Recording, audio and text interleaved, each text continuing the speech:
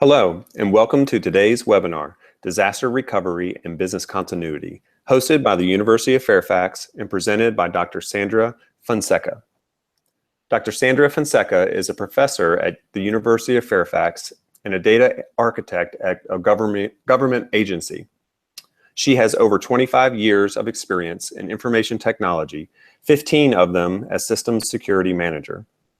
She holds a bachelor degree in business administration and information systems from University of Puerto Rico, a master's degree in information systems, and a graduate certificate in audit information systems from EDP College, and a doctoral degree in management information systems from Turabo University. She has served as Vice President of Education and Certifications of the Puerto Rico chapter of the Project Management Institute. She also served for the ISACA and ISSA Puerto Rico chapters Board of Directors as Director of Education. Please join me in welcoming Dr. Sandra Fonseca. Thank you for the introduction. Good afternoon. Thank you for joining this month's webinar, Disaster Recovery and Business Continuity. This webinar is being recorded, but if you have any questions, you can post your questions on Twitter, #cybersecuritylive. So in today's webinar, we're going to discuss concepts of disaster recovery and continuity of operations in today's organizational environment, where we are facing emerging threats and cyber attacks by the minute. One example was last Friday's massive cyber attack and the countermeasures that every organization and government institutions had to take over the weekend to protect the perimeter, the data, and being recognized the data as an enterprise asset. So we have to become aware of the importance of having a sound and solid and up-to-date disaster recoveries and incident management strategies always in place, and to test them on a continuous basis more than ever. So what are we facing these days in a cloud and mobile working environment is that either there's a lack of controls or the strategy to keep the control structure up to date is not always in place. We are not always able to update all the patches, all the updates that may be deemed necessary to implement, and it is when we become vulnerable to a possible attack or intrusion attempt. Sometimes, or some organizations are so complex and large in nature, and therefore the efforts to keep the network landscape up to date and properly documented is not always possible, or not always able to keep up to date with all the emerging threats and attempts. And most of all, and still happening these days, overconfidence, right? And system protections.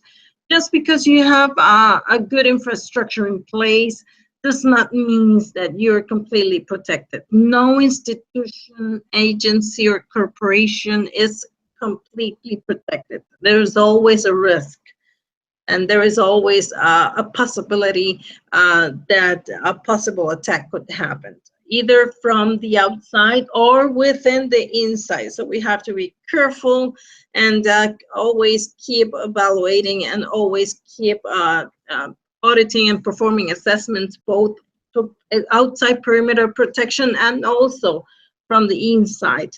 And user awareness is also very, very important. And sometimes there's the thought or the feeling that those attacks happened overseas, and it will never happen to us.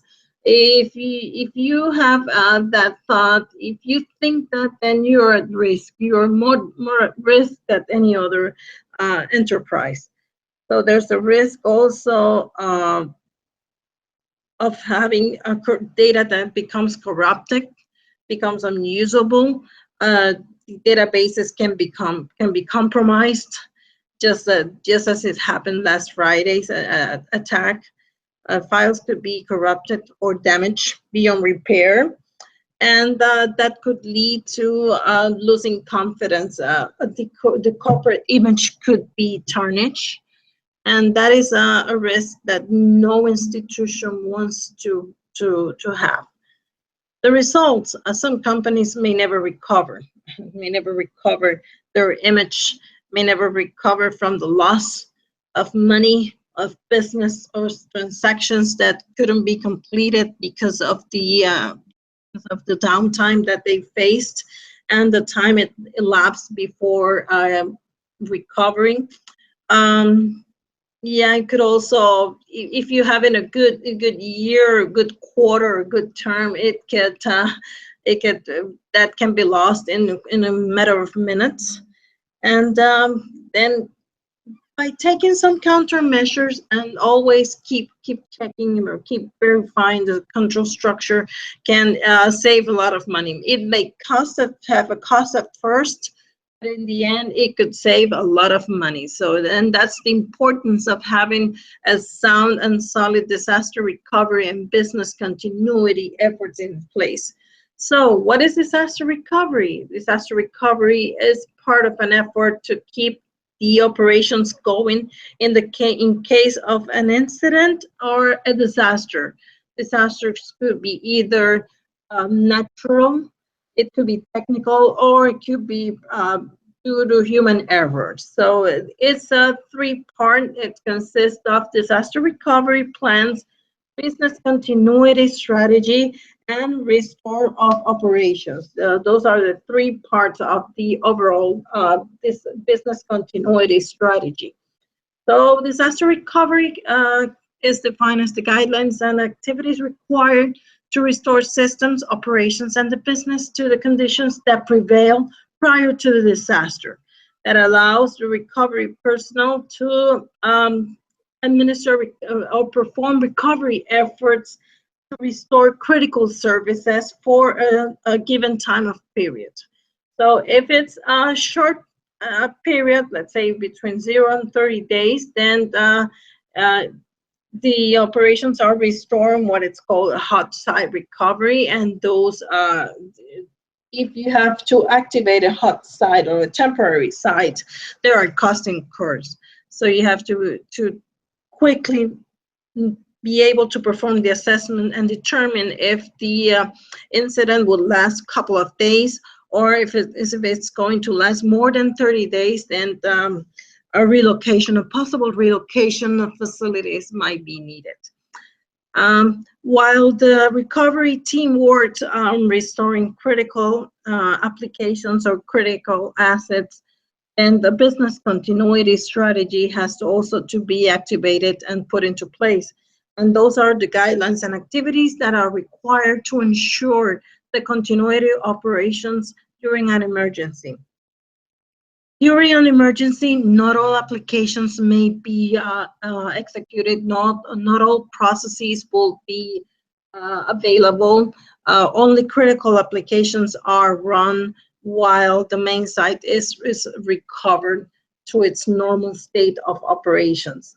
By critical, we mean those applications that could stop or halt the main or core operations of the enterprise. So some of the operations that may not be considered critical then could wait until the operations are restored to its normal state. So one of the most critical exercises to design and update business continuity and disaster recovery strategy is to conduct a business impact analysis. And overall, it's a process where the critical applications are identified, classified, and categorized, as well as to identify the maximum time that the corporation could tolerate, could assume being downtime that the enterprise can't assume. Also, prioritize the investment that needs to be made in terms of people, technology, the actual design of the plan, testing. Testing is very critical. It may be time consuming and have cost associated with the testing and drill processes, but it's the key to have an effective disaster recovery strategy in motion. So also they needs to be reviewed and updated as the business process, the business critical applications are updated, change, and any possible change to critical applications identified in the business impact analysis exercise, then it might be needed to perform a review on the disaster recovery and business continuity plans. So there are plenty of threats or emergencies or incidents that could happen. Again, three major classifications: human error, or human-related incidents. It could be caused by errors due to lack of proper training, proper user awareness. That could also be as a result of a disgruntled employee. Those are some examples of human-related incidents or emergencies. Could also be natural, like flood, fire, earthquake, tornado, hurricane, explosions. It could also be technical, a downtime or server that collapsed, a hard disk crash, problems in technical telecommunications that shuts the network down. Those are also examples of technical issues that could stop or halt the normal state of operations, and therefore has to be considered, and the appropriate countermeasures has to be also contemplated, designed, and tested on a continuous basis. Right, so some quick definitions that we need to keep in mind while working on a disaster recovery and continuity efforts. A threat could be an object, a person, or other entity posing potential risk of loss to an asset. And an asset is considered any organizational resource that needs to be protected, either logical or physical. As I mentioned at the beginning of this webinar, data is being considered more and more as an enterprise asset. As a matter of fact, data and human resources are classified among the most important critical assets of any organization, and therefore appropriate protections framework needs to be in place and always tested and validated. An attack is where the threat, the hole, or the vulnerability is identified, and therefore an attempt to either penetrate the systems or cause damage, either to compromise or steal the information of any systems, either unintentional or intentional, and then it arises from a threat. A threat agent or an instance are specific and identifiable, and those are exploits to those vulnerabilities. So vulnerability can be defined as a flaw or hole or weakness identified in a system, an application, a database, either from the flaws in design or lack of controls during design implementation, or due to internal controls that are not up to date, and therefore resulting on an intrusion, an attack, or a data leakage in the case of insider threats. So an exploit is caused by a threat agent, and then we need to keep in mind those definitions and when working with a framework or model to safeguard all our corporate assets to prevent attacks. Also, there are software attacks, malicious code, malware, Trojan horses, um, database injections, virus, worms, and backdoors. Backdoors it's a contradiction because the backdoors is a tool for systems administrators to regain access to the systems in case of losing access via the normal login credentials.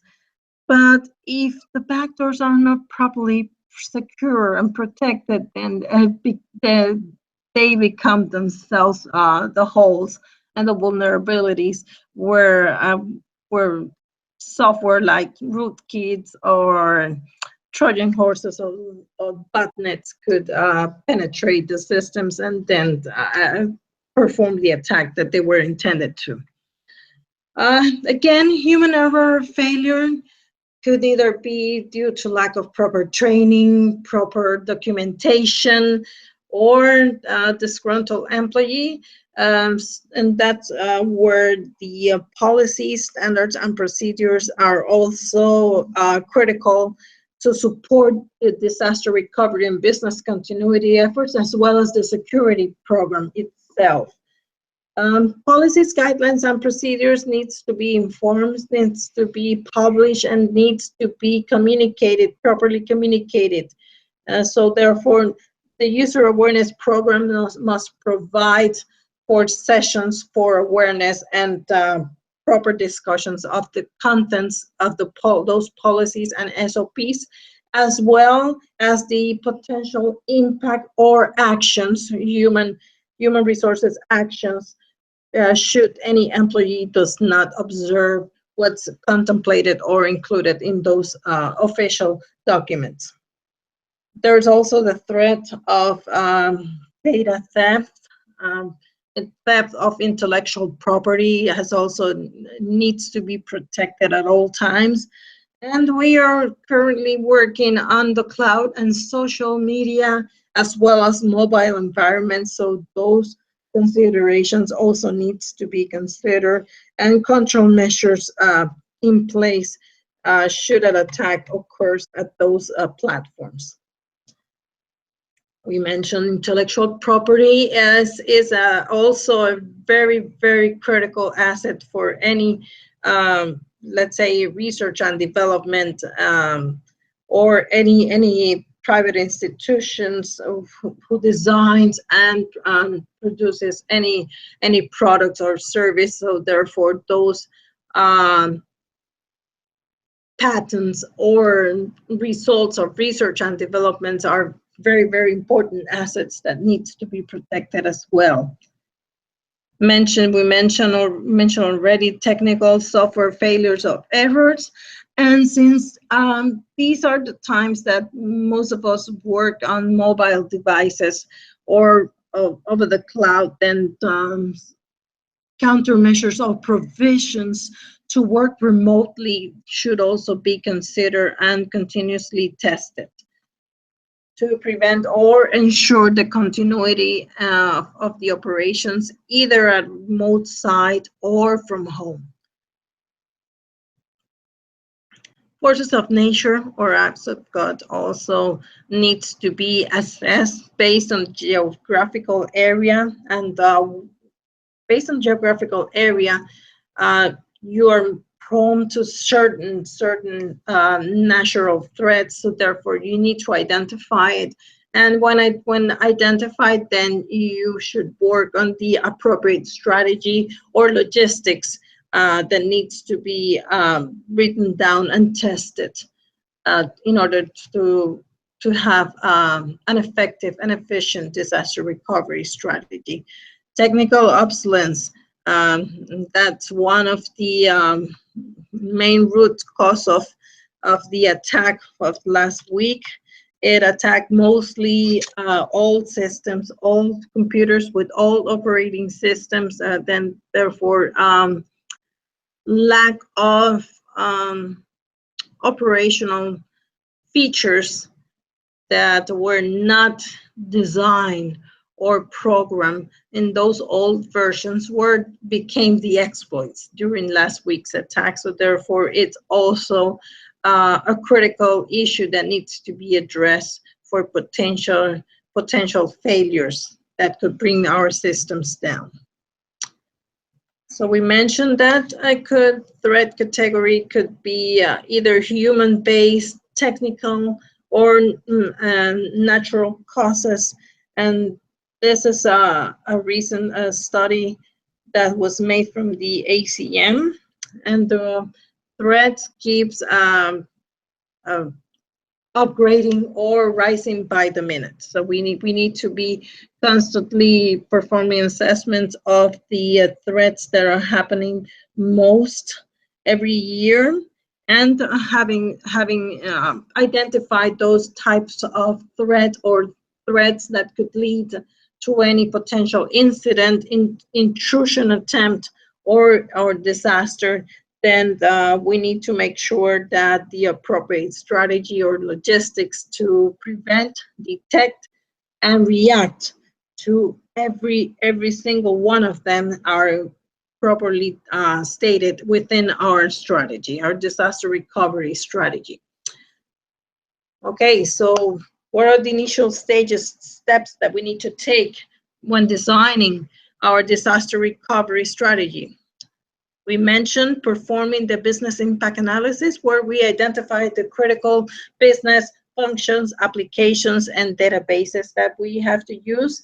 Also, during the business impact analysis, we measure the amount of time that the enterprise could tolerate being down. That's called the downtime, right? And it's very important, because we are able to measure the potential loss that the institute or enterprise could face in the event of a downtime. And from there, then we start designing the strategy that will become our disaster recovery plan. We need to always include all the key personal contact information, and that in that table or that list needs to be up to date. Therefore, should be evaluated and review and updated at least on a monthly basis. The company organization chart and the succession strategy should also be updated, review and updated at least on a quarterly basis. The contracts, all contracts and procurements should also be part of the disaster recovery. Insurance details, as well as an inventory of all the assets. And when we talk about the inventory of assets, we mean both physical and logical. We need to also have an inventory of applications, of databases, of servers, physical servers, logical servers, also all the services, list of services and tools that we need to use in order to ensure the continuity of operations. Those are very important, plus have an estimate on our assets, and the insurance information is always at hand. When planning a disaster recovery strategy, it should always start with management commitment. Without management commitment, there is no business continuity efforts, because business continuity is actually designed and executed by the organizational units. We only provide the technical support to bring the applications and the databases up and running. From there on, the organizational units have also to work on their corresponding logistics to keep the operations going. Without a sound and solid backup strategy, there is no disaster recovery or business continuity plan that works. Therefore, after getting management commitment, it's also critical to evaluate and strengthen our backup strategy. Both it could be replication, it could be a traditional grandfather fathering strategy. It could be physical tape, magnetic tape, or digital backups strategy, but it has to be always tested. And just by performing a backup and getting the message that the backup was complete shouldn't be considered as a working backup. They should also be tested on a continuous basis. Restore drills should also be part of the testing phase. We mentioned the business impact analysis, work on the recovery strategy, data collection, identified the hot site, which is the data center relocation for a short period. Again, when the hot site is reactivated, they are costing costs, and those costs are to be high. Therefore, it's very important to have also an alternate site that will be the warm site or the cold site, but those are options for long-term relocation.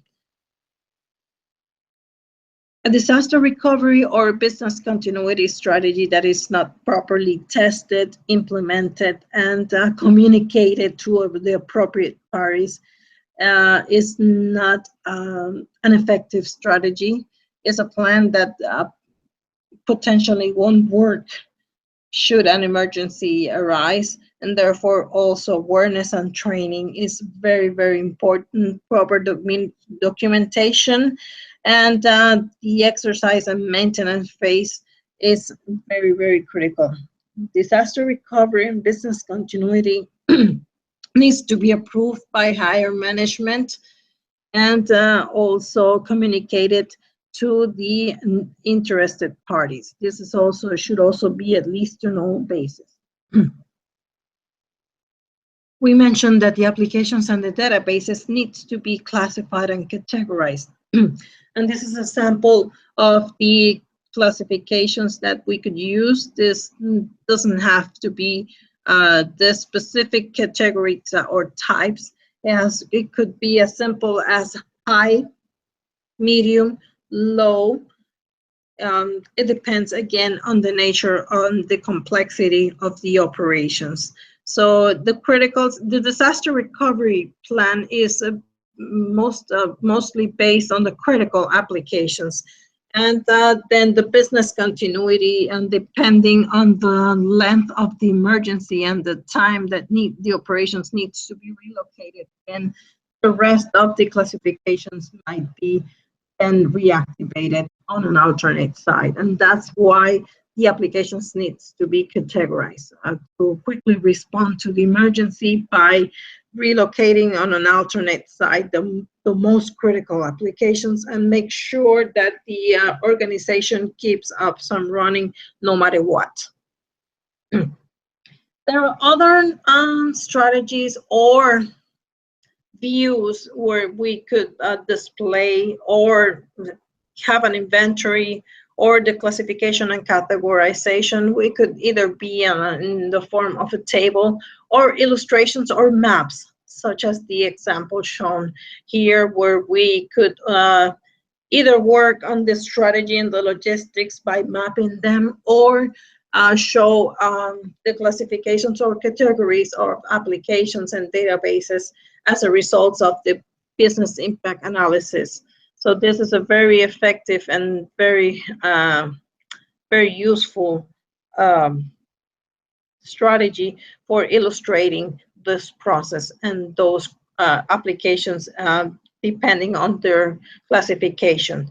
Chevrons and the logical steps to follow, the sequence of activities that needs to be performed either in planning or while executing a disaster recovery phase are also very popular strategies to work on the logistics and the scenarios. It's very important that the impact of the disaster recovery strategy, or the technical resources that needs to be in place be also properly documented, and keep a log on all the necessary physical structures, servers, hard drives, firewalls, switches, as well as the applications, tools, and services that might be needed in order to ensure that the applications can run on an alternate site. The implementation and testing should also be properly documented and illustrated or presented to the organizational units impacted by the plans. So this is an example of planning and testing workflow and timeline for its implementation that could illustrate the role that each organizational unit played within this strategy. We should always plan to prevent any possible attacks, to be ready to quickly respond to any possible attack, intrusion, or emergency as it arises. So we also have to plan the actions to take during an emergency and attack, and the countermeasures or the control measures to take after the emergency is resolved, or the incident is resolved as well. So there are also lessons learned that needs to be logged, documented, and controls needs to be refined, enhanced, and also documented. So we have to plan before, during, and after an attack or an emergency. Both the internal corporate diagram and network landscape should be diagrammed and have an inventory of all the systems, operating systems, configurations of every device, and the access accounts for the services and for the devices needs also to be part of the disaster recovery document. Also, the alternate, both the hot and the cold side needs also to be part of the network landscape diagram as well, for quick reference and to validate all the network connections that needs to be configured, implemented, and tested as well. This is another example of the continuity of operations network landscape contemplated both the production site and the alternate or recovery site. It could either be the hot site or the cold site. This is a chevron as a summary on the logistics for a proper implementation strategy for a disaster recovery plan. Again, without a sound and solid backup strategy, there is no disaster recovery that will work.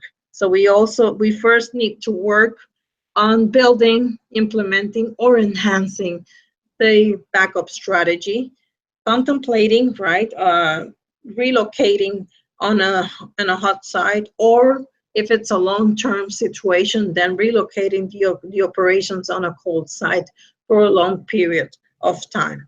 Having that backup strategy already in place and properly tested, then we move on to build the disaster recovery strategy and the business continuity plan. Again, test, document, and to make sure that nothing is left behind during testing. Tools such as a simple checklist are always recommended. So checklists are the most simple but most efficient ways to validate that everything was tested and nothing is left without the proper validation. Key personnel, let's say emergency steering committee or emergency councils, needs to be trained. They should have access to the disaster recovery strategy. They should have it in place. Have also the list of key personal contact information. That contact information, we should be able to reach all those personal 24 7/365, so that information needs to be updated on a very continuous basis. Recommendations is on a monthly basis. And for the rest of the personnel that could be involved either on the disaster recovery efforts on business continuity should also be trained as well. So therefore, user awareness programs should contemplate or include sessions for disaster recovery and business continuity drills. Those are simple steps to be followed if we want want to be able to quickly respond to a possible incident, attack like the one that happened last week, or an emergency that could happen at any moment. That's why we always need to be ready to quickly respond to a possible situation that could happen. So these are the reference, and I want to thank you for logging to this recording. Again, if you have any questions, you can post it on Twitter, #cybersecuritylive, and we'll be monitoring and answering any question or suggestions that you may have. So thank you again for logging into this webinar, and have a good afternoon.